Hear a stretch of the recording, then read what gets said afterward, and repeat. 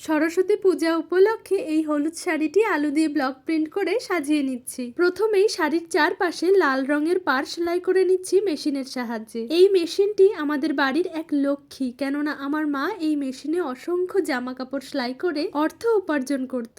এবারে একটি আলু মাঝ বরাবর সমানভাবে কেটে তার উপর পছন্দের নকশা এঁকে খুব সাবধানে কেটে নিতে হবে। এক দিদিভাই আমার আগের ব্লক প্রিন্ট করা একটি শাড়ির ভিডিওতে বলেছিল সুন্দর করে ব্লক তৈরি করাটা দেখিও প্লিজ, তাই এই ভিডিওর মাধ্যমে পুরো প্রসেসটা দেখালাম। ব্লক ডিজাইন কাটার সময় খুব সাবধানবশত আশেপাশের অংশ কেটে ফেলতে হবে, তবেই প্রত্যেকটি ছাপ সুন্দর ও নিখুঁত হবে। প্রিন্ট করার সময় মাঝে মাঝেই রং ঢেলে নিতে হবে স্পঞ্জে, না হলে প্রিন্টগুলি ফ্যাকাশে হয়ে যাবে। এখনো পর্যন্ত সবজি দিয়ে ব্লক প্রিন্ট করা অসংখ্য শাড়ির ভিডিও তোমাদের দেখিয়েছি, তোমরাও খুব পছন্দ করছো। এই দেখো, এক ঝাঁক সরস্বতী মায়ের দর্শন পেলাম ও ক্যামেরা বন্দি করে তোমাদেরও দেখাচ্ছি।